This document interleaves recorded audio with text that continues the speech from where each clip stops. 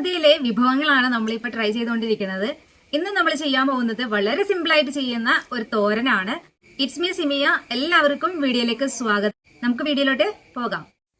ഈ ഒരു തോരൻ ഉണ്ടാക്കാനായിട്ട് ഞാൻ വലിയൊരു ക്യാബേജിൻ്റെ പകുതിയാണ് എടുക്കുന്നത്. എന്നിട്ട് നമുക്ക് ഈ ഒരു ഭാഗം അങ്ങ് ചെത്തിക്കളയാം കേട്ടോ. എന്നിട്ട് ഞാൻ ഇവിടെ നീളത്തിൽ കട്ട് ചെയ്ത് കുനുകുനാന്ന് അരിഞ്ഞെടുക്കുകയാണ്. കയ്യിൽ വെച്ച് അരിഞ്ഞെടുക്കാൻ അറിയാവുന്നവർക്ക് അങ്ങനെ ചെയ്തെടുക്കാം കേട്ടോ. ഞാൻ ഇതുപോലെ നല്ല കുരുകുരൂന്ന് അരിഞ്ഞെടുക്കും കേട്ടോ. അതുപോലെ തന്നെ ഒരു ക്യാരറ്റാണ് ഞാൻ ഇതിലേക്ക് ചേർക്കുന്നുള്ളൂ. ഒരുപാട് ക്യാരറ്റിൻ്റെ ആവശ്യം നമുക്കില്ല കേട്ടോ.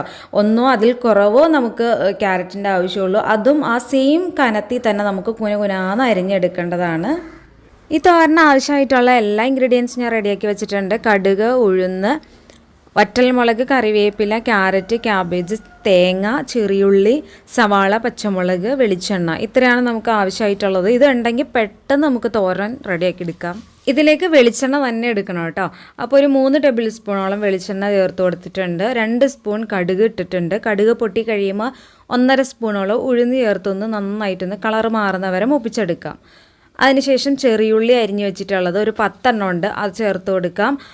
ഇനി നമ്മളിതിലേക്ക് വറ്റൽമുളക് ഒരു 5 എണ്ണം 2ആയിട്ട് കട്ട് ചെയ്തിട്ട് അതും ചേർത്ത് കൊടുക്കാം. ഇത് രണ്ടും നന്നായിട്ടൊന്ന് മൂത്ത് കഴിയുമ്പോൾ കറിവേപ്പിലയും കൂടെ ചേർത്ത് കൊടുക്കാം. ഇനി നമുക്ക് നന്നായിട്ട് ഈ ഉള്ളിയും എല്ലാം നന്നായിട്ട് മൊരിച്ചെടുക്കണം. കണ്ടല്ലോ, ഈ ഒരു കളറാവുന്നവരെ മൊരിച്ചെടുക്കണം കേട്ടോ. ഇനി ഇതിലോട്ട് ചേർക്കേണ്ടത് സവാളയും പച്ചമുളകും നമ്മൾ വളരെ നൈസായിട്ട് തന്നെയാണ് അതും കട്ട് ചെയ്ത് വെച്ചിട്ടുള്ളത്. അതും കൂടെ ചേർത്ത് കൊടുക്കാം. അതൊന്ന് നന്നായിട്ട് റോസ്റ്റായി കഴിയുമ്പോൾ ക്യാരറ്റും അതുപോലെ തന്നെ ക്യാബേജും ചേർത്ത് കൊടുക്കാം. ക്യാബേജ് ചേർക്കുന്ന സമയത്ത് നിങ്ങൾക്ക് മനസ്സിലാവും എന്തോരം ക്യാരറ്റ് നമ്മൾ ഇതിലോട്ട് ചേർത്തിട്ടുണ്ടെന്ന്. ഒരുപാട് ക്യാരറ്റിൻ്റെ ആവശ്യമില്ല കേട്ടോ. ഈ ഒരു തോരന് നന്നായിട്ട് മിക്സ് ചെയ്ത് കൊടുക്കുക. ആവശ്യത്തിന് ഉപ്പ് ചേർത്ത് കൊടുക്കുക. എന്നിട്ട് നമുക്ക് നന്നായിട്ട് തട്ടിപ്പൊത്തി വെച്ചിട്ട് വേണം ഇത് വേവിച്ചെടുക്കാനായിട്ട്. ഇടയ്ക്കിടയ്ക്ക് ഇളക്കി കൊടുത്ത് നമുക്കിതൊന്ന് വേവിച്ചെടുക്കാം. ഏകദേശം ഇവിടെ ഒരു 3/4 ഭാഗത്തോളം വെന്തിട്ടുണ്ട്. ഇനി ഇതിലോട്ട് നമുക്ക് തേങ്ങ ചിരകി വെച്ചിട്ടുള്ളത് ചേർത്ത് കൊടുക്കാം. 1 കപ്പോളം ഉണ്ട് കേട്ടോ.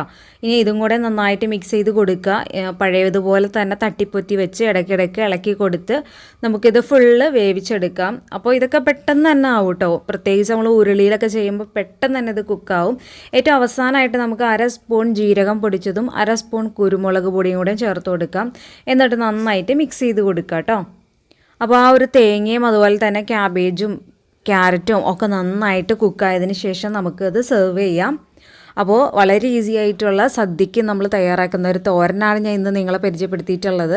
അപ്പോൾ നിങ്ങൾ ട്രൈ ചെയ്യാത്തവരാണെങ്കിൽ ഒന്ന് ട്രൈ ചെയ്ത് നോക്കുക. അല്ല ഇതുപോലെയല്ല നിങ്ങൾ ചെയ്യുന്നെങ്കിൽ ഒന്ന് ഇതുപോലെ ചെയ്ത് നോക്കാം. എന്നിട്ട് അഭിപ്രായങ്ങൾ അറിയിക്കാനും മറക്കരുത്. വീഡിയോ ഇഷ്ടപ്പെട്ടാൽ ലൈക്ക് ചെയ്യാനും മറക്കരുത് കേട്ടോ. എൻ്റെ ചാനൽ ആദ്യമായിട്ട് കാണുന്നവർ സബ്സ്ക്രൈബ് ചെയ്ത് സപ്പോർട്ട് ചെയ്യുക.